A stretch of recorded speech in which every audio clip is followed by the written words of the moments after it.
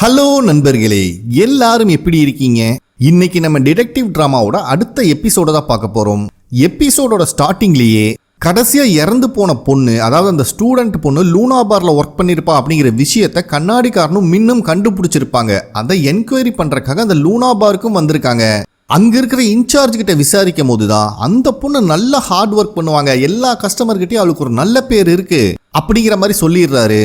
அப்ப கண்ணாடிக்காரர் வந்துட்டு ஏதாவது கஸ்டமருக்கும் அந்த பொண்ணுக்கும் கிளாஷிங் ஆயிருக்கான்னு கேட்கும்போது, நீங்க நினைக்கிற மாதிரி எல்லாருமே இந்த பாருக்கு வந்துட முடியாது, இது ரொம்ப ஹை லெவல் பார், ரொம்ப ரொம்ப ஸ்பெஷலான கெஸ்ட் மட்டும்தான் இங்க வருவாங்க அப்படிங்கிற விஷயத்த அவன் சொல்றான். அதுக்கு மேல இவங்க என்ன பேசினாலும் என் கஸ்டமரை பத்தி நான் வெளியே சொல்ல முடியாது அப்படிங்கிற மாதிரி சொல்லிடுறான். ஆனா இன்சார்ஜ் இவங்க கிட்ட இப்படி பேசுறது அங்க ஒர்க் பண்ணிட்டு இருக்கிற பையன் ஒரு மாதிரி நோட் பண்ணிட்டு இருக்கான். இதுக்கு மேல என்ன பண்றதுனே தெரியல, ஏன்னா இவன் தான் கஸ்டமர் பத்தியே சொல்ல மாட்டேங்கிறானே அப்படின்னு புலம்பிட்டே வெளியே வந்துட்டு இருக்கும் போது மறுபடியும் அந்த இன்சார்ஜ்காரன் பின்னாடி வரான். வந்தவன் எங்களை தப்பா நினைக்காதீங்க, எங்க கம்பெனிக்குன்னு ஒரு பாலிசி இருக்கு அப்படிங்கிற மாதிரி சொல்றான். இவங்களுக்கு ஒன்னும் புரியல. மன்னிப்பு கேட்டுட்டு இவங்க மேல சாத்தானே அப்பாலே போ அப்படிங்கிற மாதிரி ஏதோ தண்ணியை தொளிக்கிறான். டே நாங்கெல்லாம் டிடெக்டிவ்டா, என்னடா பண்ணிட்டு இருக்கேன்னு கேட்கும்போது, சாரிங்க எங்க பாருக்குள்ள அன்இன்வைட்டட் கெஸ்ட் வந்தா அது எங்களுக்கு பேட் லக்கா ஃபீல் பண்ணுவோம், அந்த கெட்ட சக்தியை வெளியே அனுப்புறதுக்குதான் இப்படி பண்றோம் அப்படிங்கிற மாதிரி சொல்றான். இதுல இவங்களுக்கு செம்ம காண்டாகுது. இதுல கடுப்பாய் கண்ணாடிக்கார சண்டை போடலான்னு போகும்போது அந்த இன்சார்ஜுக்காரன் ஒரு கார்டை எடுத்து கொடுக்குறான். நெக்ஸ்ட் டைம் நீங்க ஃபேமிலியோட வாங்க, உங்களுக்கு ஸ்பெஷலா டிஸ்கவுண்ட் தரேன் அப்படின்னு சொன்ன உடனே வாயை பொழந்துடுறான். இவ்வளோ எக்ஸ்பென்சிவான பார்ல நம்மளுக்கு டிஸ்கவுண்ட் கிடைக்குதா அப்படின்னு அவன் இவ்வளவு அவமானப்படுத்தி அந்த டிஸ்கவுண்ட் கார்டு கொடுத்ததையும் வெக்கமே இல்லாம அவன் வாங்கிக்கிறான். இதை பார்க்குற மின்னுக்கு தான் செம்ம கோவம் வருது. டே கொஞ்சமாவது உனக்கு வேமாசு இருக்காடான்னு போட்டு அடிக்கும் போதுதான் நான் போய் கார்டை திருப்பி கொடுத்துட்டு வரேன் ரோசமா கிளம்புறான். அப்ப கரெக்டா அந்த பார்ல வேலை செய்யறவன் இவங்க என்கொயரி பண்றத குறுகுறு நோட் பண்ணிருப்பான் பாத்தீங்களா, அவன் இவங்க கிட்ட பேச வரான். இவங்களுக்கு இப்பதான் கொஞ்சம் நிம்மதியா இருக்கு, ஒருத்தனாவது இங்க வாயை திறக்கிறானேன்னு. வந்தவன் அந்த பொண்ணை பத்தி உங்ககிட்ட ஒரு முக்கியமான விஷயம் சொல்லணும் அப்படின்னு சொல்றான். அங்க சீன் கட் ஆகுது, என்ன சொன்னான்னு நம்மளுக்கு காட்டல. அதுக்கப்புறம் ஸ்டேஷனுக்கு வந்தவங்க எல்லாத்துக்கிட்டையும் எக்ஸ்பிளைன் பண்றாங்க. அதாவது இந்த பார் டெண்டர் சொன்னதை வச்சு பார்த்தா இறந்து போன பொண்ணு ஜங்கு இருக்கா பாத்தீங்களா, அவளைய சாய் அப்படிங்கிற ஒருத்தன் கொஞ்சம் வலிஞ்சு டிஸ்டர்ப் பண்ணதான் தெரிய வருது. ஸோ இந்த ஜங்கோட கால் ஹிஸ்டரி செக் பண்ணும் போது அவன் ஃப்ரீக்வெண்டா காலும் மெசேஜும் அவளுக்கு பண்ணியிருக்காங்கிறதையும் கண்டுபிடிச்சிட்டாங்க.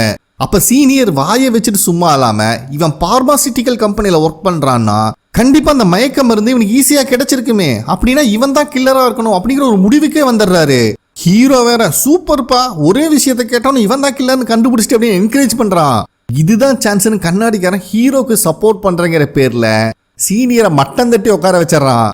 அதனால மீட்டிங் முடிஞ்சு வந்ததுக்கு அப்புறம் சீனியருக்கும் கண்ணாடிக்காரனுக்கும் சண்டை வருது. இவனுக்கு வேற முச்சாவும் முட்டிக்கிட்டு வருது.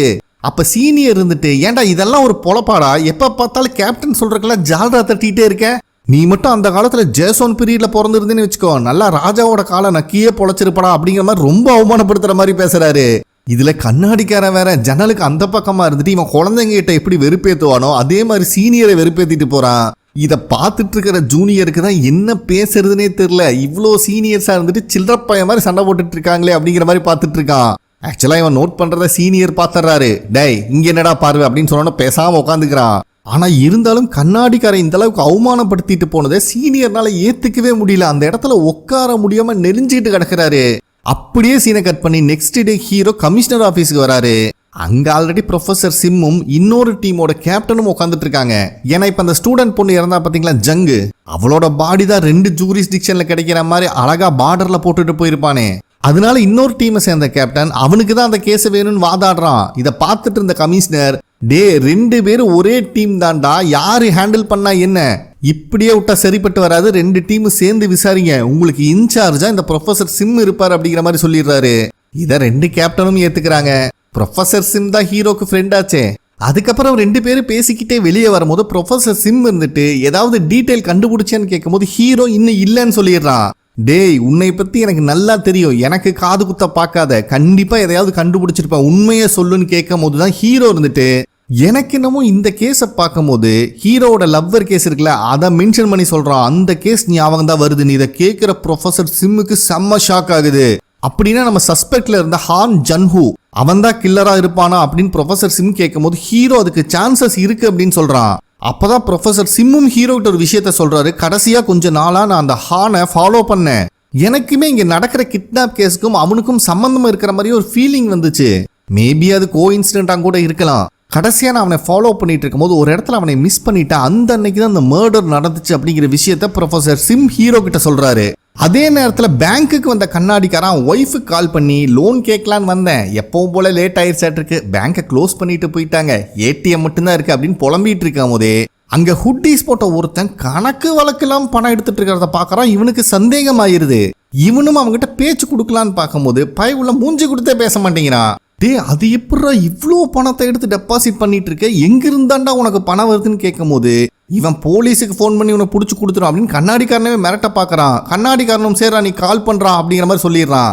அதனால அந்த ஹுட்டீஸ் போட்டவனும் கால் பண்ற மாதிரி பாவலா பண்ணிட்டு இருக்கும் போது கண்ணாடிக்காரன் அவனோட பேட்ச் எடுத்து வச்சுட்டு ஆமாங்க நான் டிடெக்டிவ் தான் பேசுறேன் அப்படிங்கிற மாதிரி சொல்லும் போது இந்த ஹுட்டீஸ் போட்டவனுக்கு மூஞ்சியே இல்ல. பயபுள்ள இதுதான் சான்ஸ் அங்கன்னு தெரிக்கலான்னு பாக்குறான். ஆனா கண்ணாடிக்காரன் ஒரு ஸ்மேக்கை போட்டு லாக் பண்ணுவான் பாருங்க. இந்த விஷயம் வேர்ல்டு வைடா ரீச் ஆயிருது. பயபுள்ள நம்ம கண்ணாடிக்காரன் தான் ஹாட் ஆஃப் த டாபிக்கா இருக்கான். இதை பார்க்குற எல்லாத்துக்கும் செம்ம சந்தோஷமாயிருது. நியூஸ்லையும் கூட நம்ம கண்ணாடிக்காரன் பண்ண சாதனையை தான் பேசிட்டு இருக்காங்க. இது வரைக்கும் இந்த ஏடிஎம் திருட்டுல பறி கொடுத்தவங்க யாருக்குமே பணம் திரும்பி கிடைச்சதில்லை. இதுதான் முதல் தடவை கையங்காலுமா அவனை பிடிச்சிருக்காங்க. நம்ம டிடெக்டிவ் சாதாரண டிடெக்டிவ் இல்ல சூப்பர் டிடெக்டிவ் அப்படிங்கிற அளவுக்கு பாராட்டிட்டு இருக்காங்க.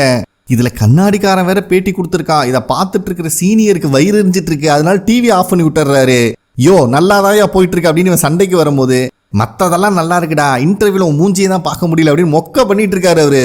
அப்ப கரெக்டா அங்க வர ஹீரோ கண்ணாடிக்காரன் இவ்வளோ பெரிய விஷயம் பண்ணியிருக்கான், அதனால அவனை பாராட்டிட்டு நான் கமிஷனர் கிட்ட உன்னை பத்தி சொல்லியிருக்கேன், உனக்கு ஸ்பெஷல் ப்ரொமோஷன் கிடைக்க போகுது, நீ இன்னொரு ரேங்க் மேல போக போற அப்படிங்கிற விஷயத்த சொல்றான். இதை கேட்கிற கண்ணாடிக்காரனுக்கே வாயை பொழந்துருது. மற்றவங்களாம் இன்னும் ஆச்சரியமாயிடுறாங்க. ஆனா சீனியருக்கு தான் கொஞ்சம் காண்டாகுது. அப்ப மின்னு வாயை வச்சுட்டு சும்மா இல்லாம ஏங்க ஒரு ரேங்க் மேல போயிட்டீங்கன்னா இதுக்கப்புறம் நீங்களும் சீனியரும் ஒரே ரேங்குங்க, ஒரு 2 பேரும் ஒரே பொசிஷன்ல இருக்க போறீங்க அப்படின்னு சொல்லி வெறுப்பேத்திட்டு இருக்கா. கண்ணாடிக்கார வேற இத்தனை நாள் மரியாதையா சாருன்னு கூப்பிட்டுட்டு இருந்தவன் சீனியரை டே பட்டி எப்படி இருக்கு அப்படின்னு தோல்ல தட்டி கொடுக்குறான். அவருக்கா மூஞ்சியே இல்ல. உடுப்பா 2 பேரும் ஒரே ரேங்கிங்ல இருக்கோம், நம்ம 2 ஃப்ரெண்ட்ஸ் தானே அப்படிங்கிற மாதிரி சொல்லும் போது கூட இருக்க எல்லாரும் சேர்ந்து சீனியரை வம்பெழுத்துட்டு இருக்காங்க. இதை பார்க்குற ஹீரோக்கே சிரிப்பு வந்துடுது. அதுக்கப்புறம் ஹீரோ வந்துட்டு சரி வாமா நம்ம போய் சாயை மீட் பண்ணிட்டு வரலாம் அப்படின்னு முன்ன கூப்பிட்டு கிளம்பிடுறான். சீனியருக்கு என்ன ரியாக்ட் பண்றதுன்னு தெரியல, கொஞ்சம் கோவமா வேற பேசிட்டோம், அதனால நான் பாத்ரூம் போறேன் அப்படிங்கிற மாதிரி அவரு போயிடுறாரு.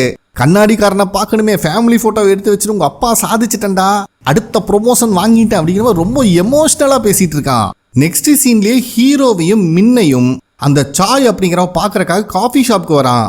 வந்தவன் இவங்க கொஸ்டின் கேட்கறதுக்கு முன்னாடியே எதா இருந்தாலும் ஷார்ட் அண்ட் ஸ்வீட்டா சொல்லுங்க அப்படின்னு சொல்லிட்டு தான் உட்கார்றான். மின் இருந்துட்டு அந்த இறந்து போன பொண்ணு ஜங்க பத்தி சொல்லி கேட்கும்போது ஆமாங்க அந்த விஷயம் நியூஸ்ல தான் பார்த்தேன் அப்படிங்கிற மாதிரி அசால்ட்டா பதில் சொல்றான். ஏன்டா அந்த பொண்ணோட இஷ்டமே இல்லாம அவளுக்கு மெசேஜ் பண்ணிருக்கா, அவளை கால் பண்ணி டார்ச்சர் பண்ணிருக்கா அப்படிங்கிற மாதிரி மறுபடியும் கொஸ்டின் கேட்கும் போது நீங்க என்ன சொல்ல வரீங்க, நான் தான் கில்லர்னு சொல்ல வரீங்களா அப்படிங்கிற மாதிரி கோவப்படுறான்.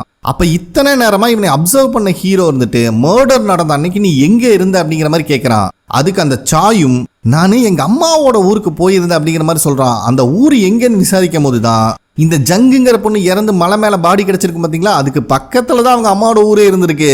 ஏங்க எங்க அம்மா அங்க இருக்காங்க இப்படி எல்லாம் நீங்க கோத்து விடக்கூடாது, இதுக்கு எனக்கு சம்பந்தம் கிடையாது, ஏதோ நீங்க டிடெக்டிவ் கூப்பிட்டீங்களே மரியாதைக்காக வந்தேன், இதுக்கு மேல என்கிட்ட பேசணும்னா வாரண்டோட வந்து பேசுங்க அப்படிங்கிற மாதிரி கோச்சுக்கிட்டு அங்கிருந்து போயிடுறான். ஆனா ஹீரோ இதெல்லாம் சீரியஸா எடுத்துக்காம ஜாலியா ஜூஸ் குடிச்சிட்டு இருக்கான். அப்ப மின் இருந்துட்டு நம்ம பேசாம இவங்க அம்மாவோட வீட்டுக்கு போய் விசாரிக்கலாமான்னு கிளம்பும் போது ஹீரோ அதெல்லாம் தேவையே இல்லாம அவன் பொய் சொல்றான் அப்படிங்கிற மாதிரி சொல்றான். மின்னுக்கு ஒன்னும் புரியல. அதே டைம்ல ஸ்டேஷன்ல கண்ணாடிக்காரன் அவன் ஃபேமிலிக்கு ஃபோன் பண்ணி நடந்த விஷயத்த சந்தோஷமா சொல்லிட்டு இருக்கான். கேப்டன் நல்ல விதமா எனக்காக ரெக்கமெண்டேஷன் பண்ணிருக்காரு, சோ கூடிய சீக்கிரம் ப்ரொமோஷன் கிடைச்சிடும், நம்ம பிரச்சனையும் சால்வ் ஆயிரும் அப்படின்னு சொல்லிட்டு இருக்கும் போது அங்க சீனியர் வந்துடுறாரு. அதுக்கப்புறம் கண்ணாடிக்கார சீனியர்கிட்ட நார்மலா பேச வந்தாலும் கூட பயவுல எரிஞ்செரிஞ்சு உழுகிறாரு. யோ ஏதோ விளையாட்டுக்கு நீ கோவப்பட்டன்னு பார்த்தா ஏன் சீரியஸா இருக்குன்னு கேட்கும் போது உண்மையாலுமே சீனியர் பிடிச்சி திட்டுறாரு. ஏண்டா என்னை மாதிரி கஷ்டப்பட்டு ஃபீல்ட்ல இறங்கி வேலை செய்யறவனும் உன்னை மாதிரி காக்கா பிடிக்கிறவனும் ஒன்னா அப்படிங்கிற மாதிரி கேட்கும் போது கண்ணாடிக்காரனுக்கே கோவம் வந்துருது. உனக்கு அவ்வளோ திறமை இருந்தா நீயும் காக்கா பிடிச்ச ப்ரொமோஷன் வாங்கிக்கோ, இதுக்கு மேல நான் கூட பேச விரும்பல அப்படிங்கிற மாதிரி சொல்லிட்டு போயிடுறான்.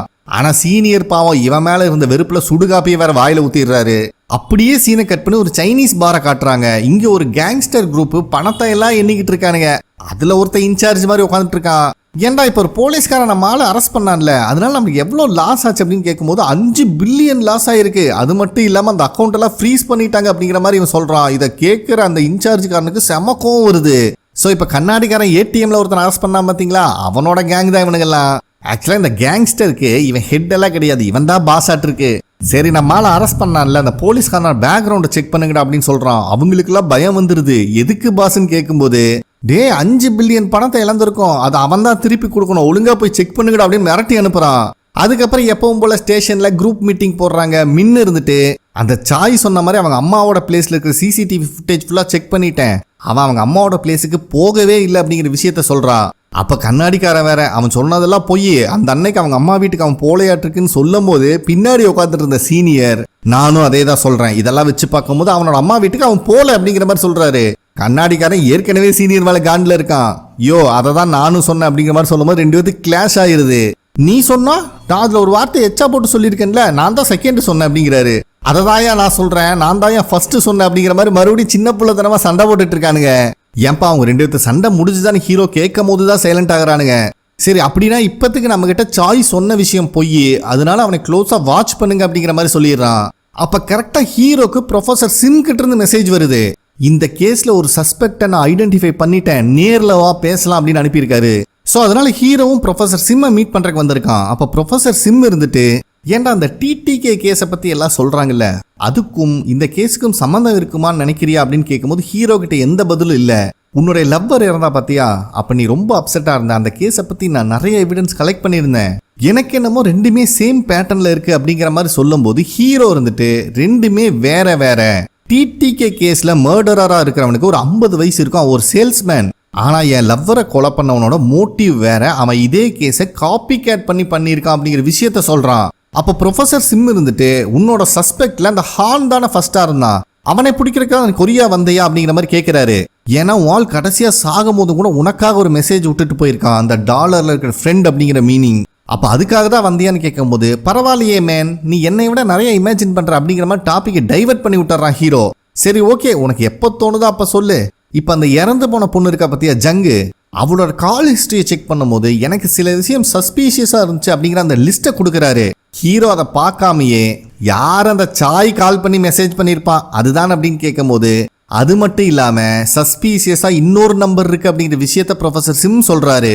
அந்த நம்பர்ல இருந்து லேட் நைட் மட்டும்தான் அவளுக்கு கால் வந்திருக்கு. ஒன்னு அந்த காலை கட் பண்ணிருக்கா, அப்படி இல்லைன்னா அட்டன் பண்ணி ஒரு 10-20 செகண்ட்லயே காலை டிஸ்கனெக்ட் பண்ணிருக்கா. சோ இதை வச்சு பார்க்கும்போது ஆப்போசிட்ல இருக்கிறவங்க கூட அவ பேச விரும்பலங்கிறது மட்டும் புரியுது. அது மட்டும் இல்லாம அந்த நம்பர் ஒரு 50 வயசு மதிக்கத்தக்க காணாம போன ஒருத்தரோட பேர்ல தான் இருந்திருக்கு அப்படிங்கிற விஷயத்தையும் சொல்லிட்டு, நான் அந்த நம்பருக்கு கால் பண்ண, இதை கொஞ்சம் கேளு அப்படிங்கிற மாதிரி அவர் ரெக்கார்ட் பண்ணதை போட்டு காட்டுறாரு.